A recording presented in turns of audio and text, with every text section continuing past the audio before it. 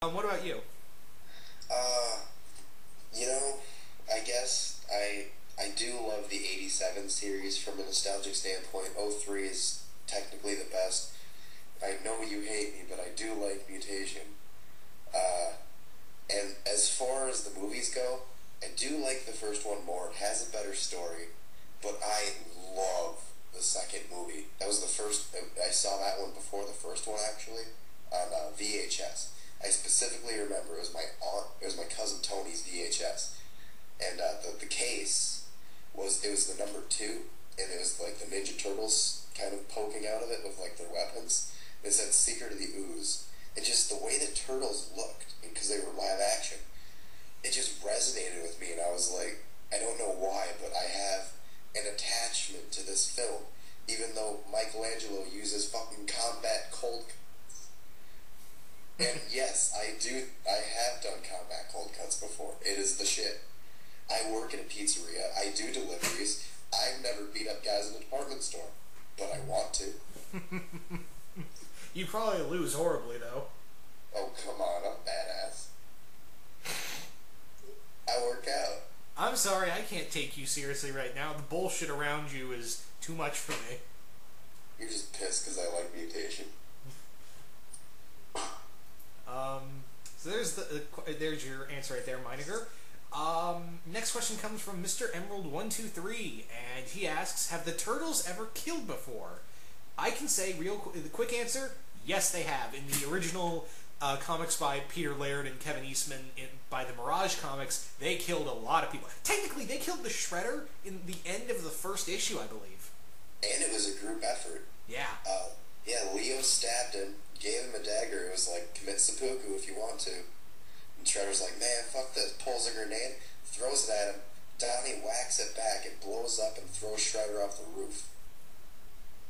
That should have been like the season finale of the original series, but they made it even worse because Leo chops his fucking head off. That's a cartoon, and the guy just got decapitated. Yeah, But yes, Mr. Emerald123, the Turtles have killed multiple people. And they have... Michelangelo's killed a man. Yeah, and they've killed in the IDW comics, not as much, but they have killed in there as well, but not in the extent of the Mirage comics. Technically, they've killed in the '03 series when you think about some of the ways they've taken out enemies. Yeah, that too. Robots. Yeah. So there's the quick answer right there. Sorry, but to answer quickly, a quick answer, yes, Mr. Emerald. So thank you for that question. Next comes from ActionFan19, and he asks, would you read a comic based on the Teenage Mutant Super Turtles from the Multiverse Saga in the '03 series? That's a rather specific question. I know.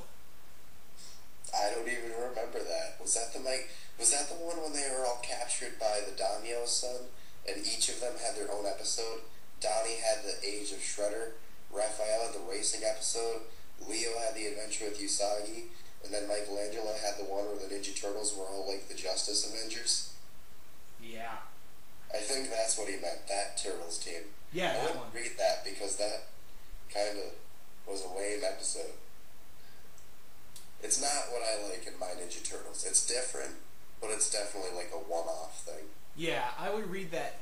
Like, I think it would be cool if they did something like that with in the new IDW comics, where they're just hopping through universes and they encounter them in just a one-shot story and part of a story arc. But other than that, no, I would not be interested. Sorry, Action Fan. Well, thank you for the very specific question. No, as always, thank you for the questions. Next comes from Grimlock1992, and he asked us two questions, but he said, as always, this is for the new Q&As, it's always one question per person. So he asked if he could pick either one, and I thought this one would be more interesting. And the other one's a crossover question with Transformers, and I know you're not a big Transformers guy. I like I'm sorry, I just can't. I don't get the appeal. I'm not a giant robots guy. I always preferred the Power Rangers fighting on the ground too. Sorry. So this question, I thought, this is a group, I think we can both answer this. What do you think of Leatherhead compared to the older versions? I'm guessing he's referring to the 2000, what we think of the the 2012 Leatherhead compared to the '03 and '87 cartoon versions of Leatherhead? Well, he's not a, gumbo eating, bayou living, frog hassling asshole. I guarantee that. Yeah, I like the new, because they kind of pretty much said that this version of Leatherhead, after, the past incarnation in this one, that he's kind of like he's pretty much like an anti-hero. Yeah, because the '03 Leatherhead was more or less Beast from the X-Men.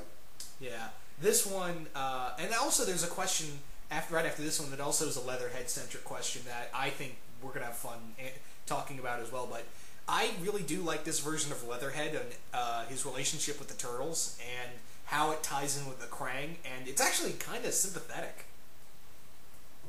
Yeah, they do a real good job with retooling the origins for this show for their own reasons. I do like the amount of effort they put into tying the Krang and the Foot and all these different things to characters. I'm excited to see what they'll do with Casey Jones. Yeah, and actually there's probably won't have any tie to anything, but... And we've actually got a Casey Jones question for the 2012 series too, in the Q&A as well, so be prepared to talk about that one as well. But yeah, I like it, and Rick likes it, so thank you for that question. Thank you for that question, Grimlock. And now we're moving on to Travis Hrendon. Hope I'm saying that name. I'm really hoping I'm saying that last name right. I deeply apologize. I think it's Herndon. It's an H-E-R-N. Herndon? Herndon? Again, we're really sorry for butchering that last name. We deeply apologize for that. But the question is, how do you feel... got messed up. How would you feel about the 2013 Leatherhead living with the Turtles once he returns from Dimension X? I'm guessing he's referring to when Leatherhead if he's going to return from Dimension X after sacrificing himself in that episode, if he's going to come back, and what would it be like if he came back? I think they could make an entire sideshow as a sitcom, and it can be like Leatherhead and the Turtles, and it's just like, oh, Leatherhead used my toothbrush, and it's stuck in his giant teeth. And, Donatello would be walking around with a hockey mask all the time for his own safety. Yeah. I think, there are so many ways they're going to... I have two theories about Leatherhead, this incarnation of Leatherhead. One being that the kid holding him was Casey Jones when he was a baby. The kid that raised baby Leatherhead before he was flushed down the toilet was Casey.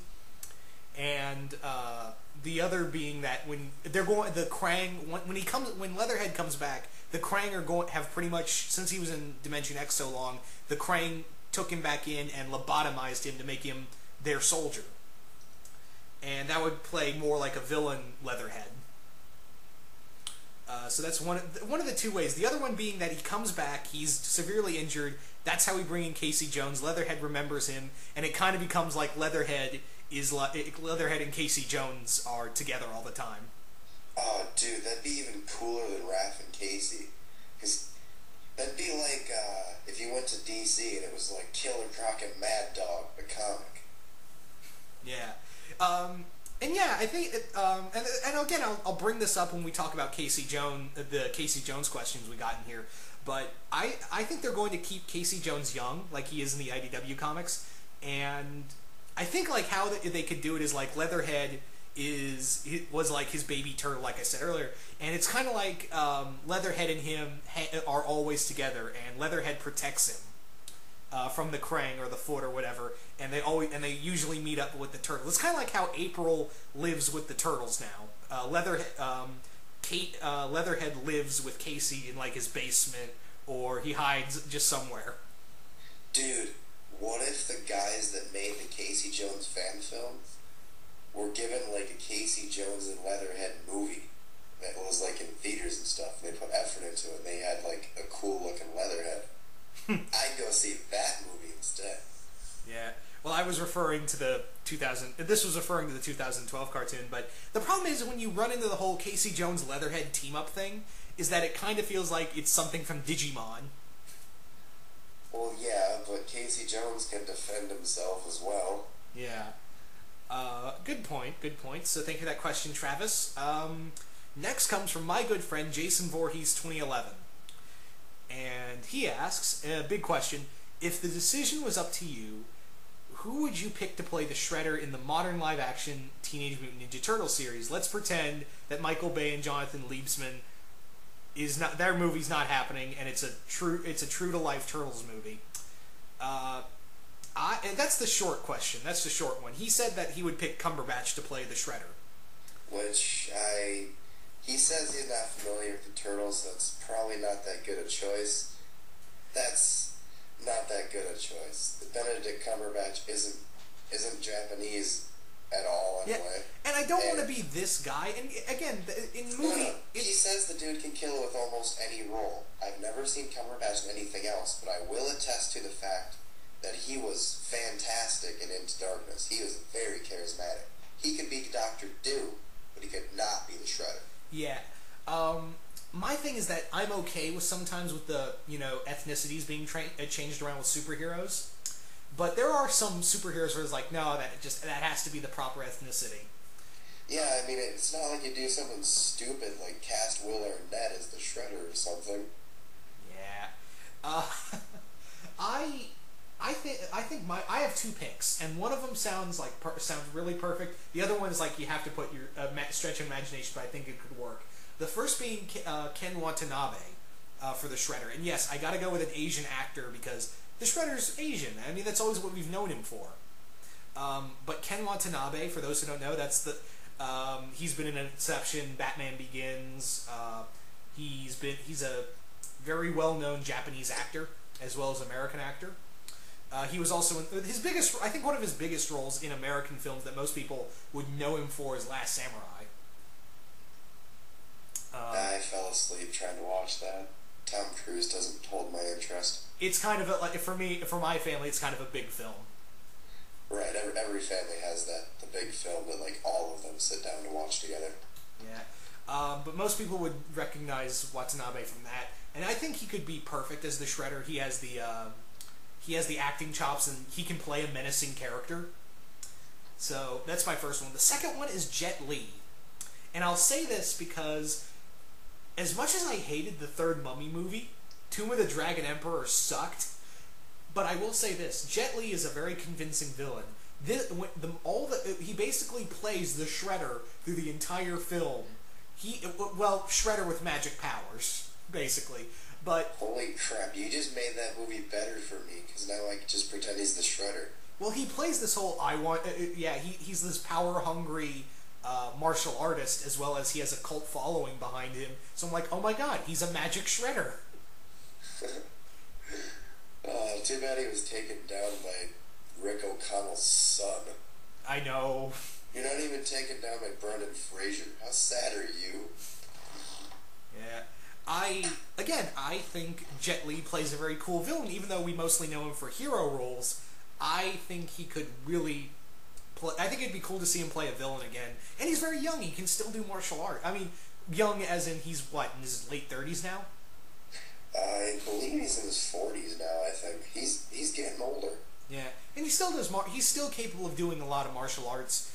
Yeah, just look at Expendables 2. That was back in August. I think he did a lot of that kitchen fight that he had. It was one scene in the movie. Yeah. I think he could play a good Shredder. I feel he's a little short, and I don't mean to sound racist when I say that. When I think of Shredder, I think of kind of this taller, imposing guy, and that's why my big choice for the Shredder was I don't know his name, but he played Shang Tsung in the Paul W. Anderson Mortal Kombat movie. You know, the bad guy in the Mortal Kombat movie. Yeah. For those who don't know the Mortal Kombat mythology. But yeah, he is an intense dude. But is he, I think he's pretty old by now, right? Okay, maybe he could play, like, in a flashback, the father, or maybe the older brother, Roko Nagai, that's killed by, wait, How did Shredder's older brother die? Was he killed by